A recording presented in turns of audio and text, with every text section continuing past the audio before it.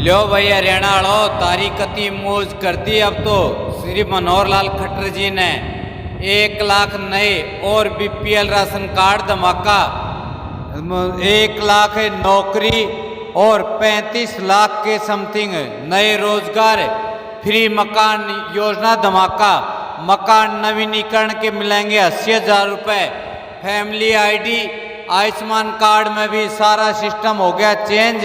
तो सारे भाण और भैया ने, काके ताऊ ताइया ने, मर्दवीर और लोगैया ने आपके अपने राज की हाथ जोड़कर राम राम।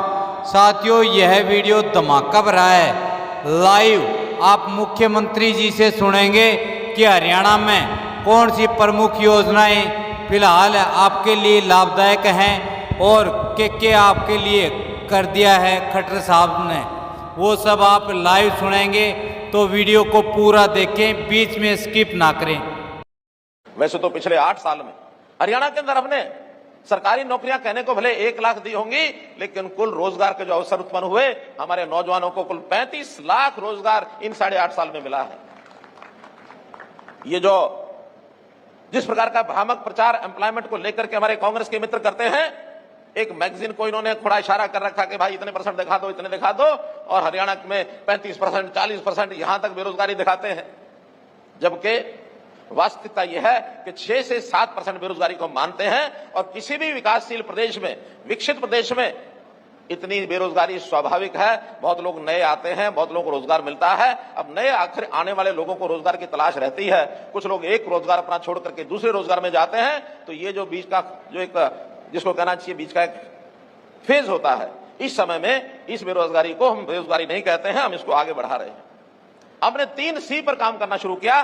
जो कांग्रेस ने 3C को फैला रखा था, जिसमें crime, corruption, caste based politics, अर्थात कानून व्यवस्था में हमने सुधार किया। हमने भ्रष्टाचार के ऊपर नकेल कसी, और ये जातिवादी राजनीति करने वाले लोग जातियों में बांट करके हमको आगे बढ़ते थे।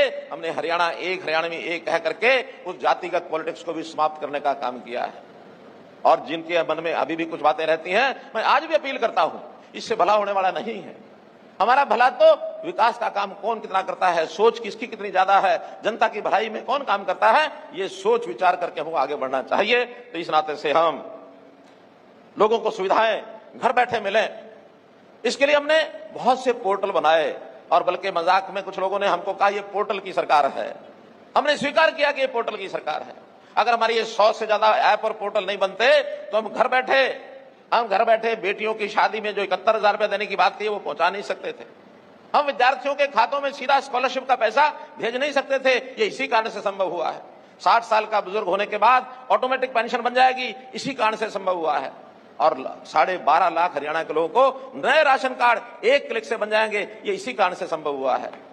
बहुत ऐसे काम इस ऐप्स और पोर्टल से ही सिद्ध हुए हैं, क्योंकि हमने हर परिवार की पहचान बनानी शुरू की है कि हर परिवार, उसका एक फैमिली आईडी होगा, उसकी पहचान उसके परिवार के सदस्य कितने हैं, उनकी आमदन कितनी है, कौन आदमी रोजगार कर रहा है, कौन बेरोजगार है, कितने बुजुर्ग हैं, कितने बच्चे पढ़ाई कर रहे हैं, ये सारी जानकारी हमको फैमिली आईडी से मिलती है।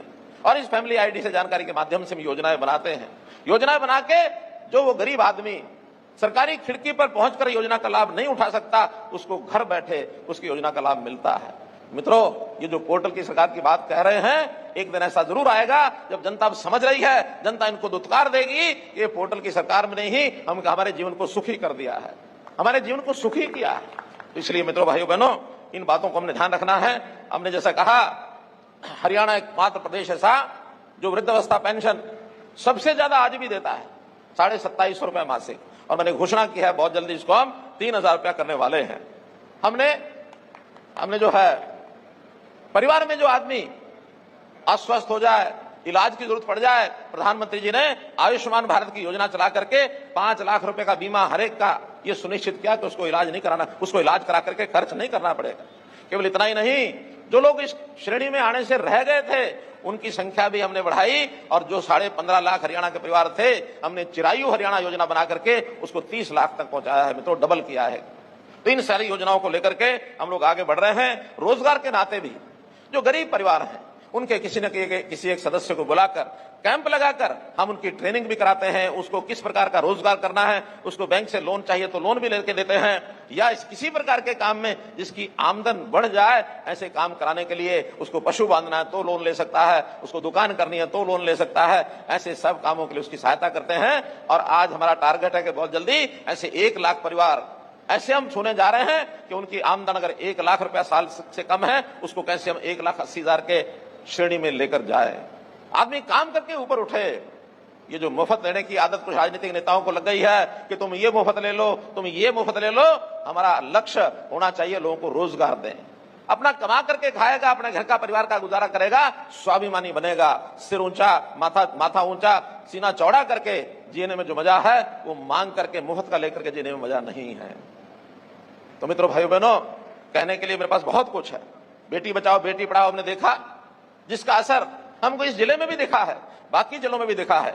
जब ये योजना बेटी बचाओ बेटी पढ़ाओ प्रधानमंत्री जी ने लॉन्च की थी 2015 में, उस समय हमारे हरियाणा की ये जो रेशो थी लगभग 850 थी, और आज यही बढ़कर के 923 हो गई है। मित्रों, 923, 1000 लड़कियों के पीछे यानी 2000 बच्चों के पीछे हमने 73 बच्चों की जान बचाई है। अर्थात लड़कियों की जो जान गर्भ में चली जाती थी वो जान को बचाने का काम भी आपके द्वारा इस सरकार के यानी सरकार के माध्यम से आपको पहुंचाया गया है। आज एक बहुत बड़ा एक बेटियों को बचाने का काम यह हुआ है। किसान हैं, उनकी भी फसल का ब्यौरा। अभी तक तो हम ये करते थे, उनको कहते थे तो जो बाजार में बिकती थी फसल उसका रजिस्ट्रेशन करवाते थे ताकि मंडी में उसकी बिक्री ठीक हो जाए, कल को कोई खराबा हो तो उसका मुआवजा उसको ठीक मिल जाए। लेकिन इसमें कुछ गड़बड़े हमको ध्यान में आई। कुछ खाली जमीनें रहती थी या जहां रजिस्ट्रेशन नहीं होता था वहां भी बहुत लोग इसका लाभ उठा करके कुछ ना कुछ उसमें से गड़बड़ करते थे। नहीं तो पास पड़ोस के प्रदेश, इधर राजस्थान उधर पंजाब, वहां के लोग भी फसल ला करके हमारे यहां बेचना शुरू कर दिया था केवल उन खाली जमीनों पर रजिस्टर करके। इस बार हमने ये तय किया है, किसान को अपील की है कि आप हर एकड़ का रजिस्ट्रेशन कराएं 31 जुलाई तक। अभी चूंकि वर्षा हुई है, कुछ इलाकों में बाढ़ आई है, हो सकता है इसके कुछ दिन हम बढ़ा देंगे, वरना तय यही किया है कि 31 जुलाई तक किसान को कहा कि अपनी प्रत्येक एकड़ की जमीन वहां रजिस्टर करके क्या बोया है, चाहे वो फसल बेचनी है या नहीं बेचनी है, लेकिन रजिस्ट्रेशन सबका कराएं। खाली जमीन है उसका भी रजिस्ट्रेशन कराएं, और हर किसान को इसके बदले में अगर इस संकल्प को पूरा करता है, रजिस्ट्रेशन पूरा कराता है, तो उसके खाते में 100 रुपया इनाम के तौर पर भेजा जाएगा। चाहे राशि 100 रुपया है, लेकिन इनाम मिलेगा। और न केवल 100 रुपया बल्कि प्रदेश भर में हमने कुछ बड़े इनाम भी सोचे हैं। उसकी लॉटरी से, उसके कंपटीशन में कहीं किसी को ट्रैक्टर, किसी को मोटरसाइकिल, किसी को मोबाइल, ये भी देने वाले हैं। लेकिन किसान अपनी जमीन का ब्यौरा 31 जुलाई तक इस सीजन में, और ऐसे ही 31 जनवरी तक अगला जो सीजन आता है रबी का, उसमें भी जाकर के रजिस्ट्रेशन करे। साल में 2 बार इस काम को किसानों ने पूरा करना है। इस काम को भी हम सब लोग करें। जहां तक मुआवजे की बात है, हरियाणा में मुआवजा पिछले 8.5 साल में हमने, सरकार ने जो पिछली 10 साल की सरकार या उससे पहले भी जब से हरियाणा बना है तब से भी हिसाब लगाएंगे तो सबसे ज्यादा मुआवजा इस 8.5 साल में बांटा है। मित्रों, 8.5 साल में इसकी बहुत कहानी हमको ध्यान में है। 2-2 रुपए 4-4 रुपए के चेक हमको ध्यान में है।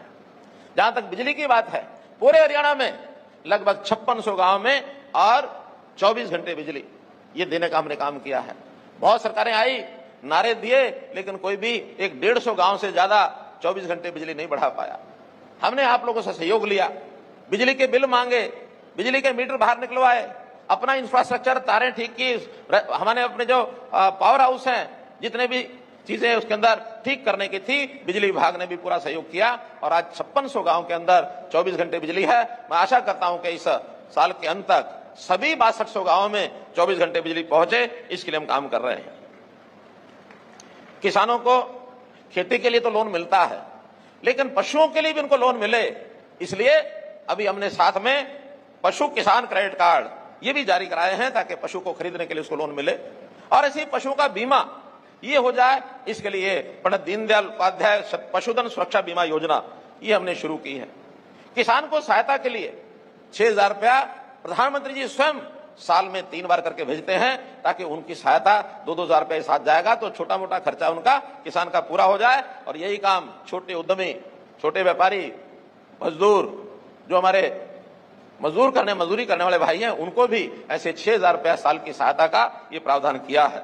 व्यापारियों के लिए भी हमने सामूहिक दुर्घटना बीमा योजना उनके सबके बीमे कराए हैं ताकि किसी को कोई नुकसान हो जाए जानी अथवा माली, उनको भी पैसा उसमें मिले।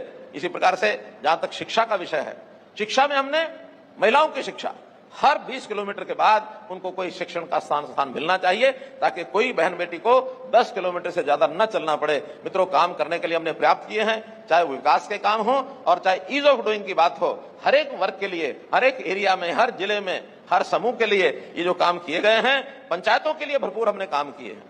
और पंचायतों में बड़े जो 2 बदल, एक बदल हमारे पंच सरपंच पढ़े लिखे होने चाहिए। हरियाणा पहला राज्य है जिसने इस प्रावधान को लागू किया है। नहीं तो पुराने समय में पंच सरपंच अनपढ़ होते थे, अंगूठा टिका लेते थे, बाद में कोर्ट कचहरी के चक्कर काटते रहते थे और कहते थे मैं तो अनपढ़ था, मुझे पता नहीं क्या। आज हर पंच सरपंच अपने साइन करने से पहले पढ़ लेता है। इसी प्रकार सरपंचों में यानी पंचायती राज में महिलाओं को इनकी भागीदारी बढ़े। 50% महिलाओं की भागीदारी निश्चित कर दी है। सरपंच होंगे तो आधी महिलाएं जरूर होंगी, पंच होंगे आधे पंच जरूर होंगे, पंचायत समिति में आधे सदस्य जरूर होंगे, जिला परिषद में आधे सदस्य महिलाएं जरूर होंगी। ये काम बढ़िया किया कि नहीं किया भाइयों बहनों? बढ़िया किया ना?